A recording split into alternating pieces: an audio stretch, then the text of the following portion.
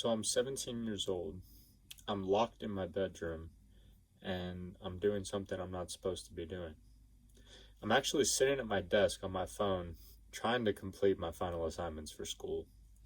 Now, my mom took my Xbox away and I wasn't allowed to get it back until I finished all my assignments. And I could only come out of my room for food and to go to the bathroom. So I'm sitting there trying to focus and I get a notification on my phone and it's my best friend asking me when I'm getting on Xbox so we can play Fortnite together. So we text back and forth for what seems like a couple of minutes, and I go to close my phone and I notice the time. It's 8 p.m. I've been home since 3 o'clock and I've barely gotten anything done. Where did the time go? I go to close all my recently opened apps as I genuinely have to start working on this project because it's due at midnight.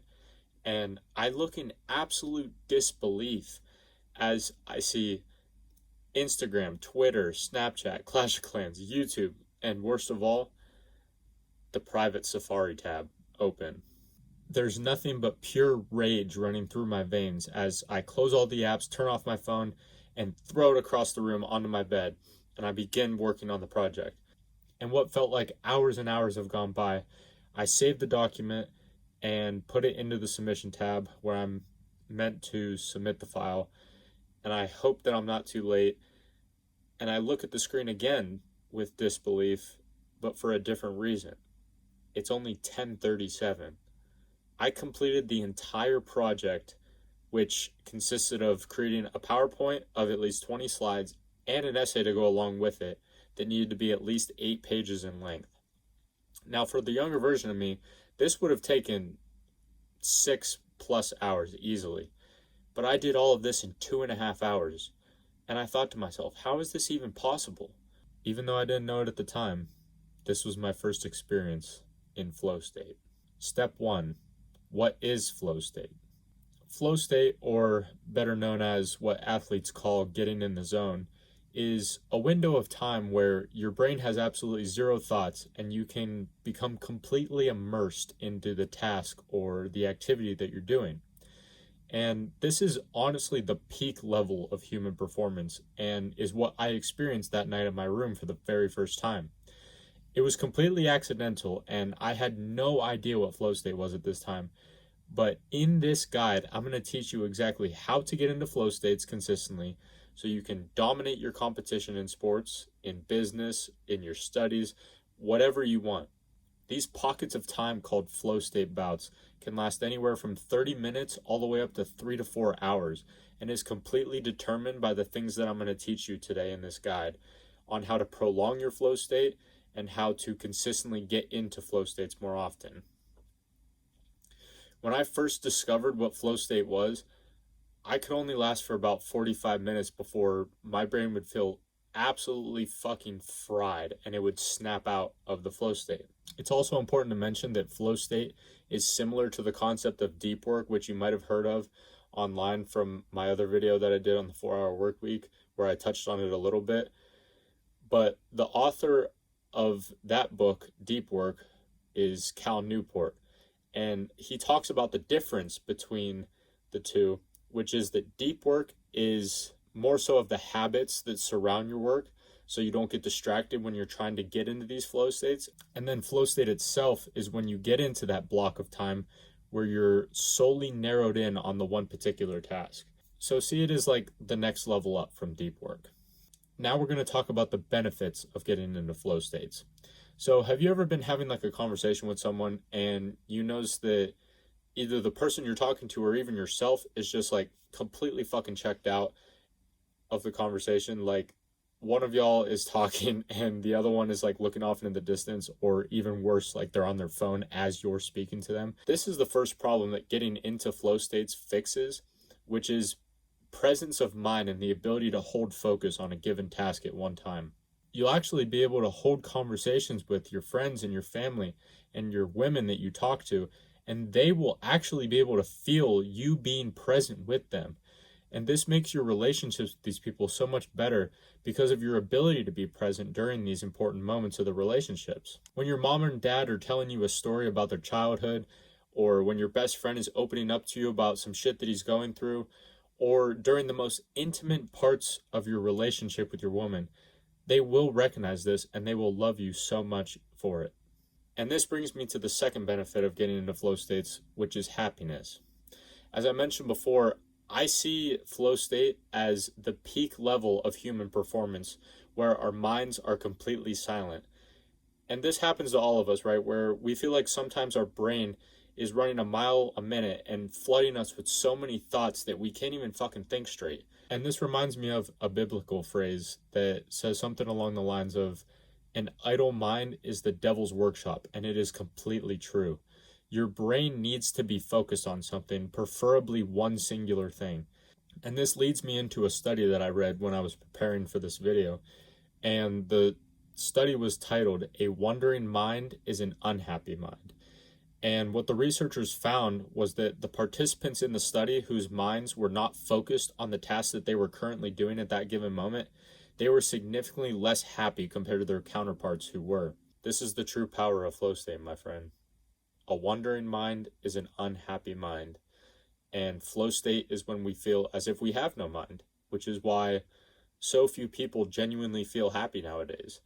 We're constantly distracted in the modern world, and our minds are constantly wondering about all the inputs coming in from social media and everything else on your phone, plus everything else that's happening outside around you, outside of what's happening on your phone. Your job, your family, your girl, the person you have a crush on, whoever it is.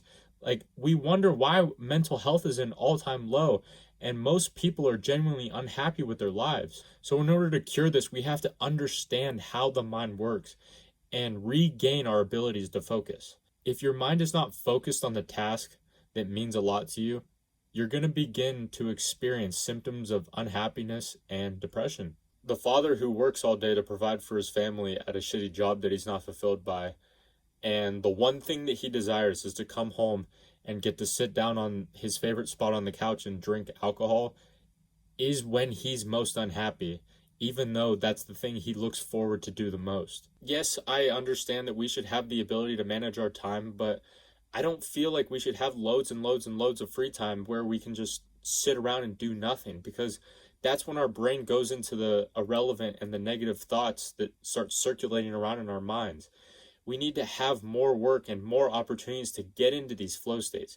If you disagree with this, understand that yes, you might hate the job that you're currently at, and yes, you should try building something for yourself to get out of that, but work and doing things which puts our mind into focus is what we should pursue. All of the idle time and the free time you hear people and your parents talk about, where they envision retiring and going on a beach somewhere and just sipping on a pina colada and doing nothing for the rest of their life, it's fucking garbage.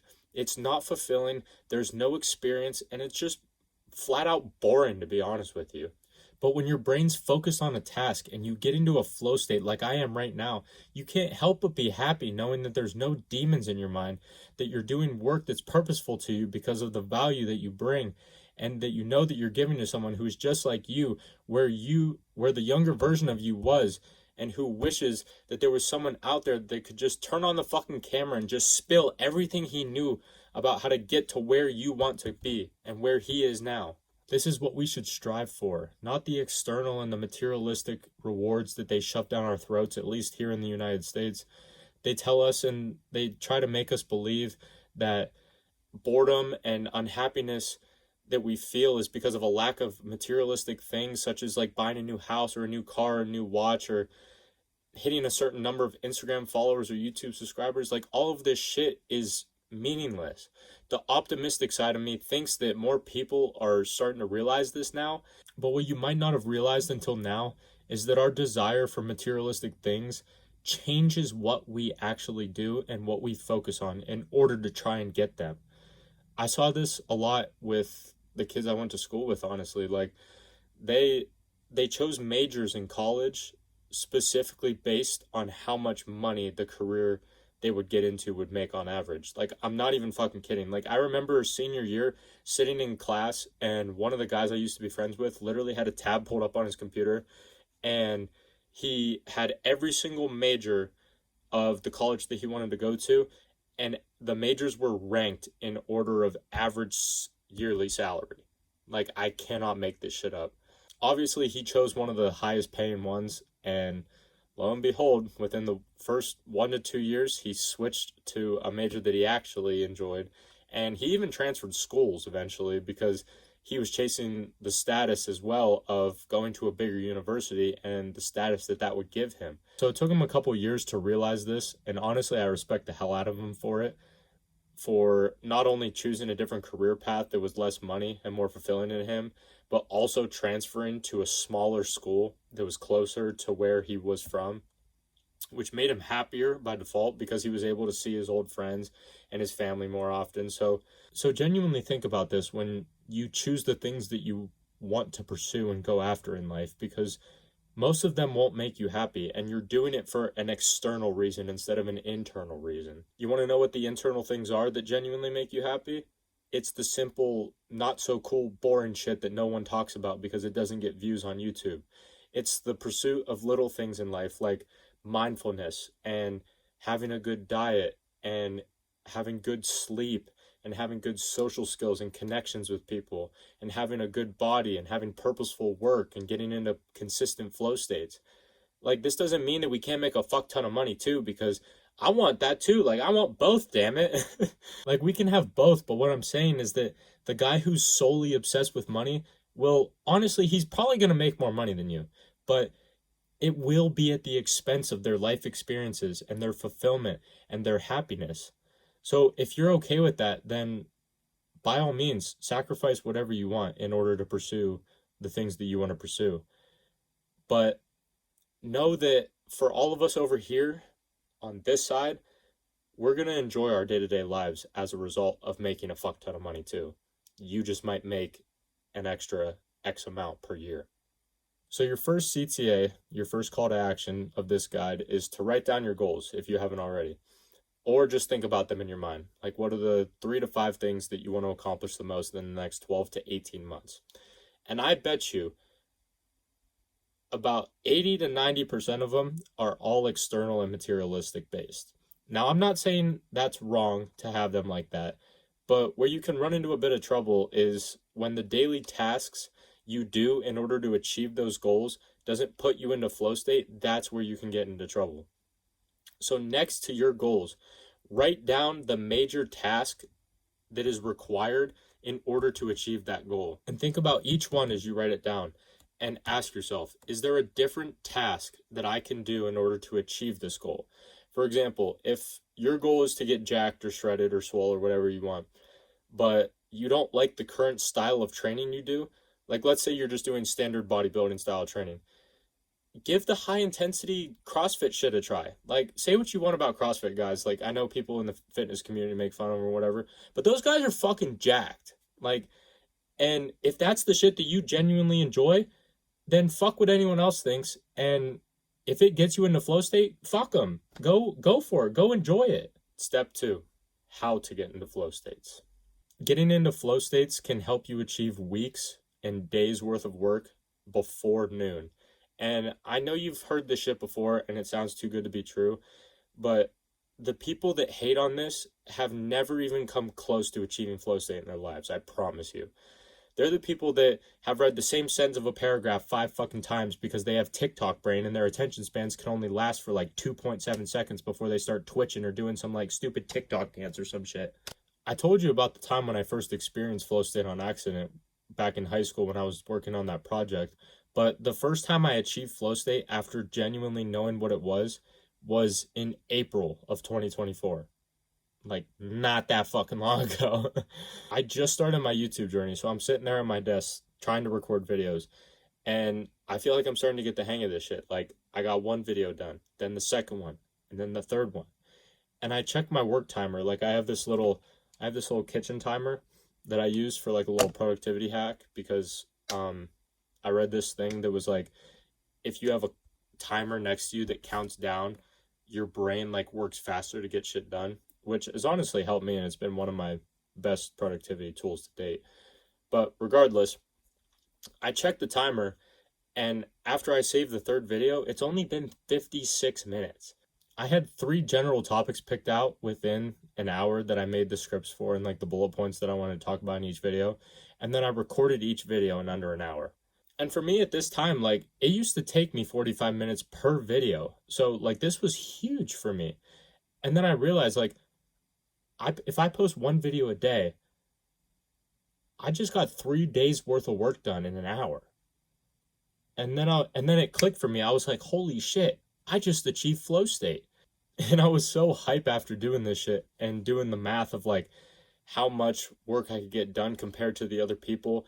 And the conclusion I came to was that getting into flow states won't make you just 1 or 2 times better than your competition. It's going to make you like 10 to 100 times or even 1,000 times better than your competition. And the interesting thing and the crazy part is that the results that you get from being 10 or 100 or 1,000 times better than your competition isn't equivalent. You actually gain like 10,000, 100,000, like significantly more results compared to your competition. Focusing internally is the way to go, I promise you. Because think about who's the fastest man alive? Usain Bolt, right? Who's second? No one gives a fuck. Like, genuinely think about it, right? The guy right behind Usain Bolt, tenths or a hundredths of a second behind him, but yet no one fucking remembers who he was. Bolt gets 10,000 or 100,000 times more success than the guy behind him. He gets the Puma sponsorships. He gets the commercials. He's a cultural icon in this sport. And the guy right behind him gets little to none of it. That's why flow state is your competitive advantage. Also, by the way, things like flow state, focus, productivity, mindset, fitness, diet, biohacking, communication, social skills, all of that is going to be taught inside my private community, which is the only thing that I will sell. So if you're interested in that, it's going to be the top link in the description, depending on what time this video comes out. If the private community is not out yet, stay tuned for that. It's going to be coming out very shortly. So now we're going to talk about flow state blockers. We're going to talk about what they are and how to minimize them. So flow state blockers, as you could probably dissect from the name if you have all of your fucking chromosomes, they are things that will stop you from being able to get into flow state. The main one for me, at least, has been internal thoughts and memories that pop up in my brain. Like, I'll be trying to work and the one girl I had a crush on in like 9th grade will just randomly pop into my head. And I'm like, what the fuck? So what we have to do is don't see this as a bad thing. As soon as you recognize the irrelevant thought come up, consciously refocus yourself back onto the task. And what I do is I readjust like my seat or something. Maybe I'll like sit like closer to the camera or whatever, but I'll do something to where it snaps me back into a focus mode. The second type of flow state blocker is people. So maybe you live with your parents or one of your siblings walks in or something. And it is frustrating, but we have to be empathetic about this because we live in a house with other people and it may be hard at first, but we have to explain to them that we need this period of undistracted time in order to focus on our goals. And the best way around this that I've found is to do the work that's most important to you super early in the morning when no one's up. Eventually you will have to communicate with them and let them know, like, if you're doing work in the middle of the day or something, like, let them know, hey, for the next like 1 to 2 hours, like, I really need to focus on this thing as much as possible. So if you could just wait until like after I come up, if you need me for something, then, unless it's like an absolute emergency, obviously. And I used to get really mad at my parents for this, and like when I would try to record or really focus on coming up with video ideas or writing a script or something, and my mom and dad would be upstairs like being loud, and like I would genuinely get like super pissed off at them, but I never thought about the fact that like I never told them what I was doing. Like, they're used to me being down here playing video games and not doing like anything insanely difficult, right? So just be honest with them and I'm sure that they'll understand. The third type of flow state blocker is multitasking, which is not real. I promise you. Multitasking is just what we call over here in the focus realm task switching, where you hop from writing to responding to an email to taking a phone call to checking Instagram DMs. Like, oh yeah, let me change my bio to a business account. Like, oh, maybe should I put vlogger, should I put video creator, or should I put entrepreneur? This period of time before getting into flow is hard as fuck. And it feels like you're trudging through snow sometimes. But instead of pushing through it, 99% of people just reset it by switching to another task, which is in the example I just gave. So instead, stick with that strenuous feeling. Like your brain genuinely starts hurting. And if you stick with it long enough, you'll enter flow and the task will become effortless. And for me, the best way that I've found to prevent task switching is putting all of my devices on do not disturb and silent and closing all other tabs on my computer except the one or two that I'm working on during that block of time. And then there's two different ones that you probably haven't heard of when it comes to talking about productivity and focus, but it's your sleep and your diet. When it comes to sleep, there's plenty of ways to optimize this, such as like not eating 2 hours before you go to bed, using mouth tape, using a nose strip to help breathe through your nose at night, using earplugs, getting blackout curtains, and the number one most important thing is limiting blue light before bed. So if you're like me, who is someone who works on his phone or his computer pretty much right up until they go to sleep, if you go to settings and then go to accessibility and then shortcuts, you can turn on a red light filter once the sun sets so your circadian rhythm doesn't get all fucked up. And it pretty much cuts out all the blue light from your screen and emitting that into your eyeballs, which affects your sleep tremendously. That's the free option, or alternatively, you can go buy blue light blocking glasses, which are nice too. Those just cost, depending if you want a good pair, probably like 40 to 50 bucks. So diet is the other one, and the thing about this is that most people don't even know how productive they could genuinely be because of how long that they've been operating at such a low level of efficiency because of their diet. Fasting for the first few hours in the morning is genuinely Fasting for the first few hours in the morning is genuinely the best productivity tactic I could ever give you. Your brain and your gut are directly correlated to one another. And if you're putting garbage into your gut, your brain is not going to work. And outside of fasting, the main thing that I've found when it comes to food that is killing your productivity is carbs. If you've ever eaten like a big bowl of pasta or like rice, like you don't want to do shit afterwards. And on top of that, you add all the other like treats and the junk food and shit. Like I will literally fuck you in terms of my work output per unit of time. Why?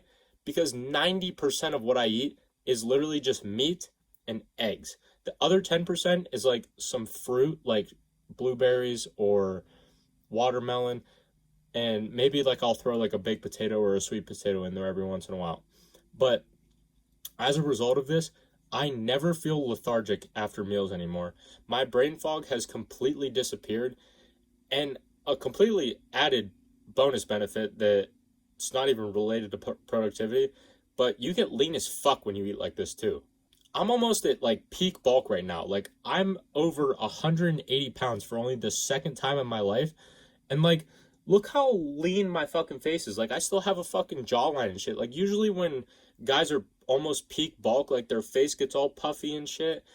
But like I'm still lean, almost at peak bulk right now.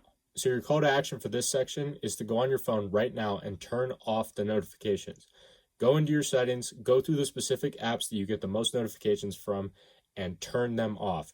Then go and turn on Do Not Disturb. And if you want to take it even a step further, turn on airplane mode too. And I know some of you are probably freaking out right now, like, but like, what if I get an important text message from like, but listen, I promise you, bro, you're not that important yet. You're not gonna be getting that many important notifications. Secondly, have some fucking respect for yourself. I just told you how to dominate 99.9% of your competition and get 10,000 to 100,000 times the results that they do. And I guarantee you 75 to 80% of you won't even fucking do this right now. I want to slap the fucking shit out of you right now because I genuinely care about you. I could easily just say, oh yeah, here's the top 7 productivity taps. First one. Fuck no. If I'm able to do this, if I'm able to overcome this, then why can't you? My phone's on Do Not Disturb for 99.9% of the day, and I am just fine. This one little step that you can do right now as I'm speaking will literally save you hundreds, if not thousands of hours. But more importantly, it's going to save you decades of your life because you're now going to have the ability to do 100x more work than your competition, which is going to give you 100,000 times more of the results than them, which means that you're not going to have to live a shitty existence and actually live a life worth living that's full of purpose and full of fulfillment. But half of you still haven't done it yet. And for the ones who have, we deserve all the rewards and all the results that will come with it because we are action takers. And for the ones who haven't, they deserve the life of mediocrity that's waiting for them. Step 3, preparing to flow. This concept of flow state isn't about working how past generations have, where they just use and abuse their bodies for 12 to 16 hours a day. Although, in my opinion, I think it's important for all young men to experience this type of manual labor for at least once in their life. Because for me, at least it gave me the unlimited motivation to figure this shit out so I'll never have to do that ever again in my life. But in the modern world, we want to use our brain and use our knowledge for our work. And by doing this, we need to learn the concept of flow state in order to maximize not only the time that we spend in our work, but the quality of work that comes out as a result of it. So the preparation for flow is almost as important as the flow itself, and is equivalent to warming up for like a big leg day at the gym, for example. The prep is what leads us to a good workout, or in this case, is what is going to lead us into a good flow state. The first step in your preparation should be picking a time that you know that you can do this work every single day. On top of having it at the same time every day, have like a little mini ritual that you do beforehand, because over time, you won't even have to think about it and you'll just be so into your flow that you won't even have to think about anything. You'll just be doing the work. Secondly is specifically selecting the task that you are going to do beforehand. Don't just say that you're going to sit down and start working at 9 a.m. Be autistically specific. So for me, it's like record the flow state full guide. Or if you're a student, review and take chapter 10 and 11 practice exam. Like, eliminate the time that you would have to spend during your work block of choosing and trying to figure out what to do. Instead, you get to go into it with a clear mission to accomplish, and you're more likely to accomplish this as a result of it. So before you go to bed tonight, plan a specific time and a specific task that you want to work on tomorrow. And then before you close your computer tonight, open up the tab that you need for that task and close every other one. So when you wake up tomorrow to do it, you can simply just open up your computer and begin working. And before we move on real quick, I just want to give a round of applause for yourself for the amount of extra time and attention that you're putting in to just preparing to begin to work. Not even like we haven't even gotten to the work yet. 99% of students or workers or anyone has put in zero preparation beforehand. So kudos to you if you actually have been like taking notes and setting up like your own flow state ritual, because you're already putting yourself so much farther ahead of your competition just by doing this prep work. So now that you're ready to begin the work, we begin the task with the intention of focusing, but as we all know, we're immediately going to start seeming like our brain's going to be taking over and all these random irrelevant thoughts are going to be popping into our head. When this happens, don't get upset, because once you notice your brain do this, just simply refocus back onto the task. It's going to be painful and it's going to make your fucking brain hurt, honestly, from repeating the cycle and over again. But see it as reps. See it as every single time your brain gets distracted and you refocus it back onto the task you're doing, see it as one bicep curl for the brain. If you don't quit during this zone, because this is where 99% of the people will close the tab or they'll pick up their phone and start scrolling or whatever, because it's hard. If you can refocus back on the task again and again and again, eventually you will click into flow state and your brain will shut the fuck up. There's not like a specific magical moment where it just magically happens, but I can tell you from my experiences that it takes for me about 10 to 15 minutes of feeling like your brain is literally like trudging through snow, like I mentioned before, and it just feels so fucking like intense. But then once you break into flow, you aren't even aware of it, but it's just you get into this state where you just have zero thoughts and you become completely immersed into what you're doing. And you begin typing faster, speaking more fluently. You're able to conduct thoughts faster and easier. Like your brain becomes in peak performance mode and you're completing the task with extreme efficiency. So during this flow, you may get 1 to 2 thoughts to try and pull you out of flow state. But when this happens, I literally like whisper or like say out loud to myself. I literally just go focus, focus, focus. And like I squint my eyes and I get so like tunnel, like sometimes I even wear a hood. So like I'm completely like tunnel visioned on the task. But the goal is to squeeze out as much of this flow state as you can in one block, because once you're out of it, it's extremely hard to get back into it. So then at some point between about 60 to 180 minutes, you'll begin to feel like your posture starting to slack. You might start mouth breathing, like more thoughts are going to be coming in. And these are the signals that you're coming down from your flow state, which is okay. Like, don't get upset at this. Just wrap up the current thought that you're on and acknowledge to yourself that you're proud of yourself, that you have successfully completed your first flow state bout. Now, once you finish this is the biggest mistake that I see people make when they finish their flow state bout. The first thing they do, what do you think it is? They pick up their phone and they start fucking scrolling and shit. Do not do that. Do a completely different task, like go on a walk or even do like a quick 3 to 5 minute meditation session. This is going to allow your brain to recover so much quicker than if you were immediately to just start re-stimulating it again with like TikTok or YouTube shorts or some bullshit. If you're like me and you plan to do another flow state bout later in the day, I recommend not even using your phone until then. Go get a workout in or read or do anything that doesn't involve like a screen so your brain can basically fully recover and be ready for the next flow state block. So your call to action for this part of the guide is to set up your routine for the time of day that you plan on doing your flow state bouts every single day. So what I've done is on the Notes app on my phone, for iPhone at least, I've made a table where I try and follow it every single day, like I'm in the military. Like literally I wake up 4:30, 4:40 meditation, 4:50 gratitude, 5 a.m. deep work, 7 a.m. workout. Like literally every minute of my day is accounted for. And I have it as my phone lock screen and I stare at it throughout the day to make sure that no matter what time it is or no matter what I'm doing, I know what I need to be doing. So once you've picked the time that you're going to work, now select the specific task and be as specific as possible of what you want to accomplish during this block of work.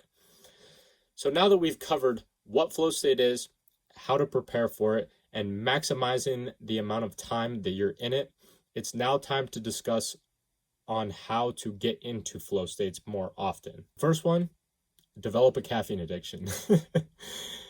Black coffee or caffeine capsules is honestly the cheapest way to do it. You can buy like 100 caffeine capsules for like $6 at Walmart, or black coffee, just buy like a big tub of coffee grounds and make them in your coffee machine.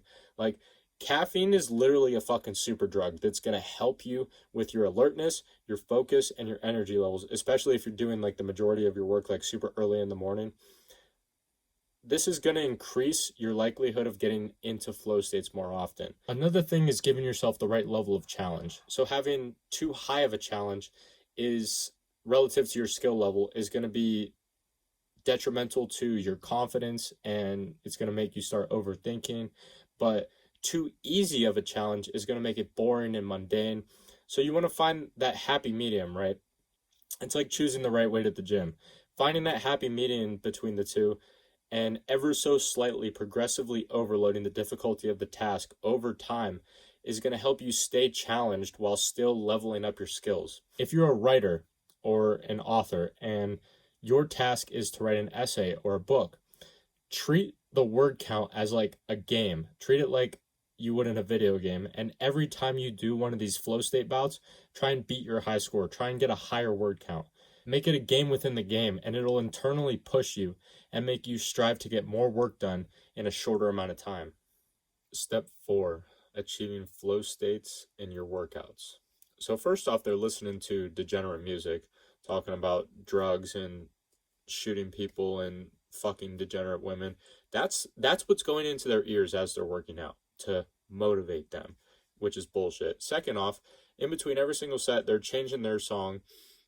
Their notifications are turned on, so they're getting distracted while they're changing their song. And their 45 to 60-minute rest break is turned into 5 minutes because now all of a sudden they're on Instagram stories, scrolling through Instagram. We want to choose the right workout for you that's going to, first off, eliminate all of these distractions and basically not give you any time in order to be distracted. But we also want to give you a workout that's hard enough and strenuous enough that it's going to challenge you, but not to the point where you're risking injury, because the goal is to keep playing the game, not to burn out after the first 100 meters of a marathon long event. And this goes for the same thing with our work tasks, like we talked about earlier.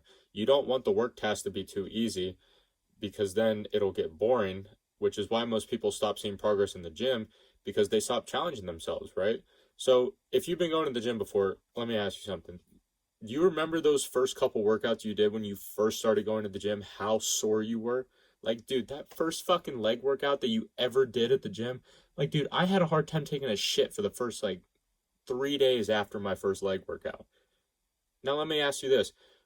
When was the last time you pushed yourself that hard to where you were that sore after a workout? Have you ever since then? So I want you to take a look at your physique pictures from the past couple of months.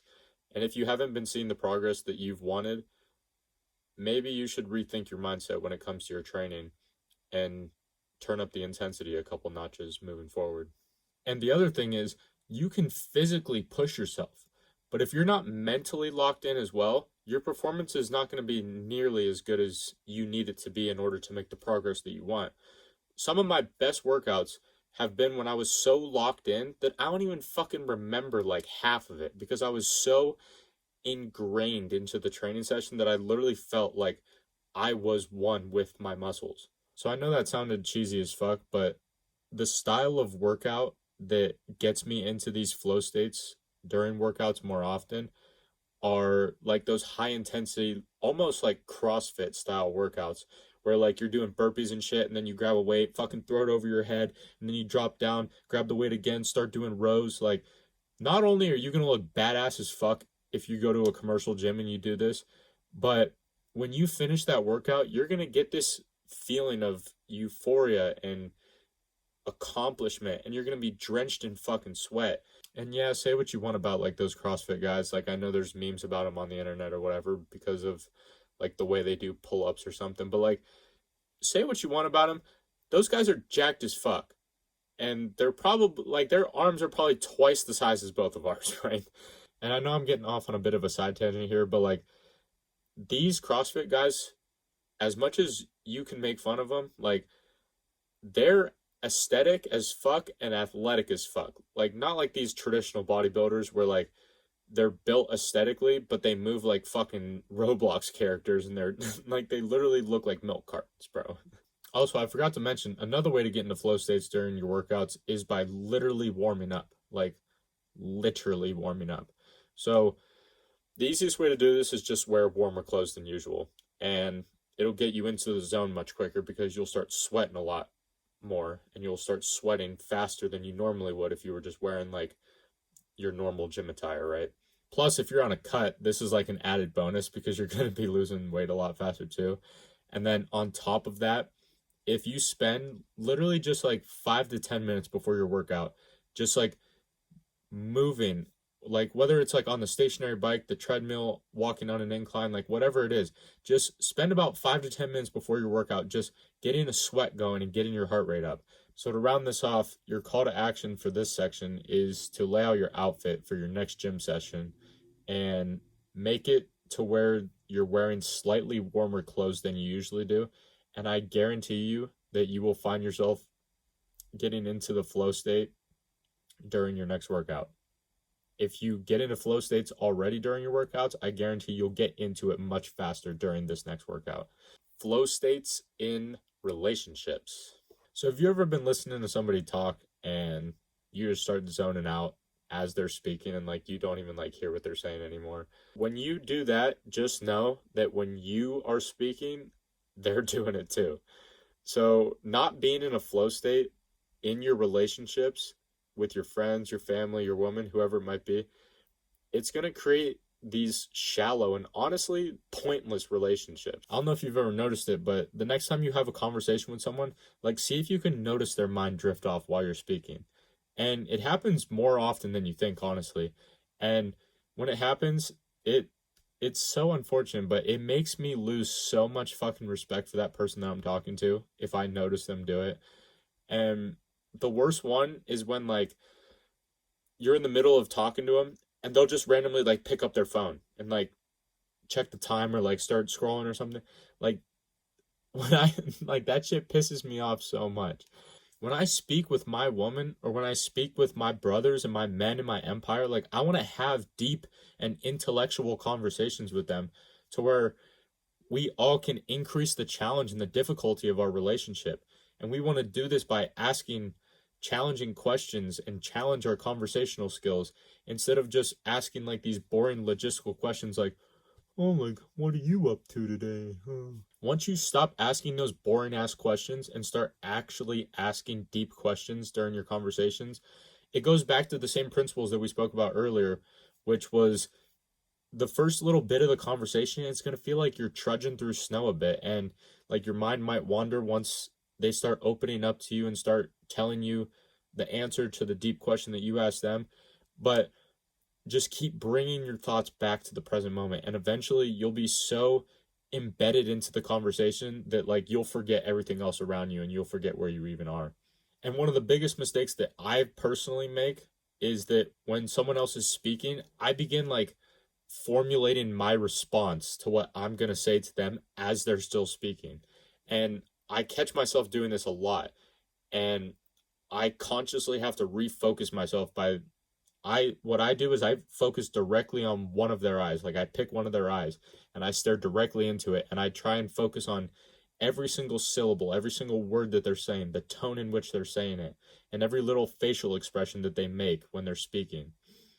If you do this when someone else is talking, they're going to notice this and they'll respect the fuck out of you for it, because so few people do this nowadays. Like so few people are actually present when you're speaking to them. And as a bonus, when they notice you doing it, they're going to reciprocate that back to you. So it's a win-win for the relationship as a whole. So I know this was a bit of a quick section, but your call to action for this section is to write down 3 deep questions that you can ask someone that you care about the next time that you speak to them. Even if it's like your parents, bro. Like ever since I started implementing this like a month or 2 ago, I have found out so much new shit about my parents that like I never even knew, just by putting this into practice and like actually having deep conversations with your parents. Like you don't even realize like you could live in the same house with somebody and not know fucking anything about him, just because you don't even realize that every single day you're just having these boring ass logistical conversations instead of actually like getting to know somebody, how to keep making more progress in your flow states. So after you begin to experience flow state on a regular basis and you start getting into the flow of things, like what I did there, don't just settle for the current level that you're at, right?